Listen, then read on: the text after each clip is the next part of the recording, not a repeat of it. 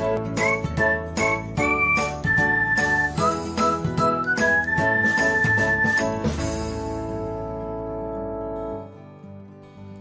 everyone, welcome back to another episode of Technologyglance.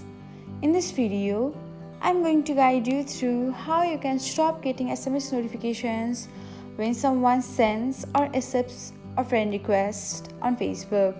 So, let's get started.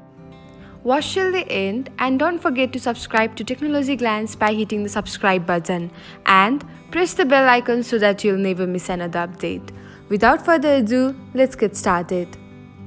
First of all, open the Facebook app on your device. Next, select menu and then tap on settings. After that, select notifications and then open friend requests. Now, toggle off the button beside SMS. And that's it. This is how you can stop receiving notifications through SMS when someone sends you a friend request or accepts it. Thanks for watching. If you found this guide helpful, we will love it if you hit the thumbs up button below.